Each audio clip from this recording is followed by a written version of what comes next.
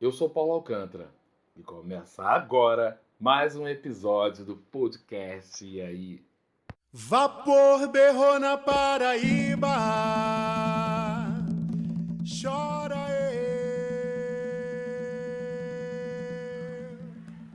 Olá, eu sou Paulo Alcântara e começo essa conversa te fazendo uma pergunta. Você por acaso já ouviu falar de jongo, caxambu ou batuque? Pensa bem, já ouviu em algum momento? São algumas das palavras que de repente a gente pode ter escutado, mas por soar estranho, talvez não tenhamos a curiosidade de procurar saber. O assunto do podcast de hoje te levará para o outro lado do Oceano Atlântico, diretamente para o continente africano, e os trará de volta exatamente no período colonial. E vamos conhecer um dos mais antigos e encantadores rituais do Brasil. O jongo, caxambu ou batuque, como também são conhecidos, tiveram a sua origem mais precisamente na região do Congo, na Angola, território de origem do povo banto, que chegou no Brasil trazido na condição de escravos no período do Brasil Império. Eles eram destinados a executar todo e qualquer serviço braçal nas grandes fazendas, principalmente as de café que se concentravam na região do Vale do Paraíba. Região em que consiste os estados do Rio de Janeiro, Minas Gerais, São Paulo, inclusive o Espírito Santo. E por isso, ainda podemos encontrar mais comumente esses eventos na região sudeste. A arte do jongo consiste na união do canto, batuques, palmas e dança com os pés no chão de terra batida. E aí, vamos conhecer essa cultura? começo a cantar. Segura logo da minha vozinha. Os escravos que aqui chegaram vieram na condição de prisioneiros e, por sua vez, também eram impedidos inclusive de se comunicarem. Então eles criaram formas de manter a comunicação através de música dentro das embarcações. E essas canções eram recheadas de rimas e vários códigos nas frases de duplo sentido. A finalidade era de dificultar a identificação da mensagem que estavam trocando. A jogada não era fácil, tinha que interpretar a real mensagem escolhida nas palavras. Então, eles aproveitam essa oportunidade que têm para se comunicar em seus dialetos e dessa forma não serem importunados pelos piratas. Tudo o que eles ouviam ou sabiam de seus sequestradores era cantado em alto e bom som entre os prisioneiros que o decifravam as mensagens e dessa forma também conseguiam entender exatamente tudo o que poderia acontecer a qualquer momento com eles e aos tripulantes do navio negreiro. É como brincar a língua do P. A pessoa precisa descobrir qual a frase embutida sem a inclusão da letra P. Quem sabe não vamos algum dia comentar sobre a origem dessa brincadeira, que perdurou até os anos de 1980. Bom, sobre os cânticos nas embarcações, deixo uma referência ótima de um dos meus clássicos preferidos. Chama-se Amistade, produção norte-americana, com os brilhantes atores Morgan Freeman e Digimon Husson, e dirigida pelo Steven Spielberg. Uma das cenas mais marcantes e emocionantes sobre essa prática dentro dos navios tombeiros funcionava da seguinte forma: um capturado gritava uma frase e o outro lado, um grupo respondia a um ritmo melódico. E dessa forma, a conversa fluía, parecendo aos leigos uma simples canção nativa despretensiosa. Outra sugestão que eu dou é assistir o espetáculo Navio Negreiro com Abadá. Acredito que ainda estejam ambos disponíveis no YouTube. Ambas as produções são maravilhosas e te trará uma noção do como era divertido em alguns momentos e perigoso esse jogo de palavras trocadas. Vale muito a pena, eu recomendo. Já no Brasil, especificamente, as práticas aconteciam nas senzalas. Depois do expediente nas lavouras, eles se juntavam do lado de fora da senzala. Às vezes fazia uma fogueira para clarear e aquecer as noites frias. E posteriormente também tornaram essa prática nos quilombos. Ok?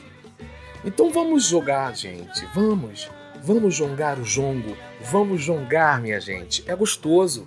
Traz paz espiritual. Pelo menos traz para mim. E nos une aos nossos ancestrais. Não perca esse elo. Para ser mais explícito, se faz necessário entender que o jongo possui alguns elementos principais.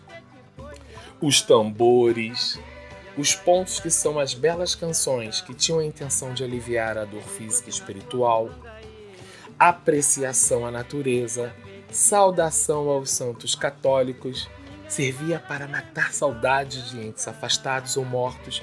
Nesse caso, a maioria das canções muitas vezes se tornavam rezas.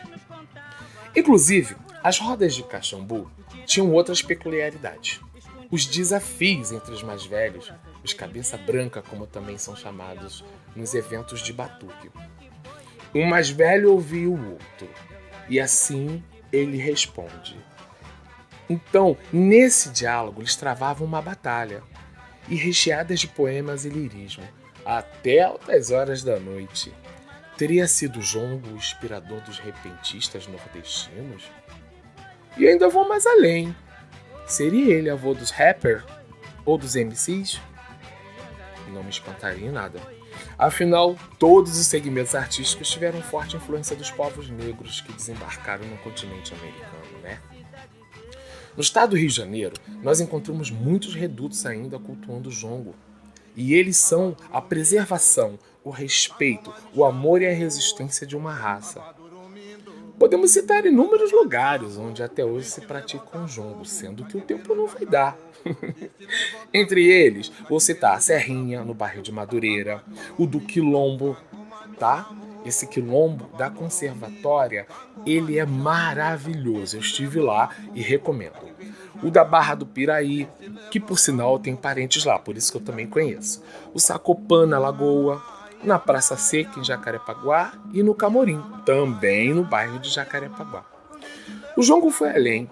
Apesar de sofrer inúmeras restrições preconceituosas, ganhou o asfalto. E foi como ainda o é, representado por grandes artistas como Clementina de Jesus, Dona Ivone Lara, João Nogueira, Clara Nunes e Almir Neto. Ah, Arlindo Cruz também, tá? Em uma programação muito interessante que eu vi na Rede Globo de televisão, eles falavam exatamente sobre o surgimento do samba. E eles deram uma ênfase muito importante ao Morro da Serrinha. Me deu até uma saudade. Até hoje, um dos mais famosos encontros da prática do jongo fica localizado no Morro da Serrinha. E esse foi um trecho que apareceu nessa reportagem, como citei anteriormente, e que possuía a forte liderança de uma matriarca, saudosa Tia Maria do Jongo, falecida aos 98 anos de idade. Foi em 18 de maio de 2019, isso, quase mês depois de ganhar o prêmio Sim, a igualdade racial na categoria Arte em Movimento. É, muito importante. Bom, devemos muito respeito a esse rito, um dos mais antigos e sagrados. E eles resistem ainda. E é de origem africana, de um povo humilde, guerreiro e batalhador. E que tem um contexto histórico e de extrema importância.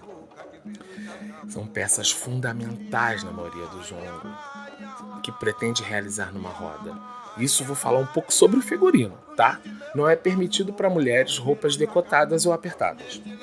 Deve-se evitar roupa preta, caso esteja trajando dessa maneira e queira praticar a roda, você será oferecido roupas adequadas para o ritual.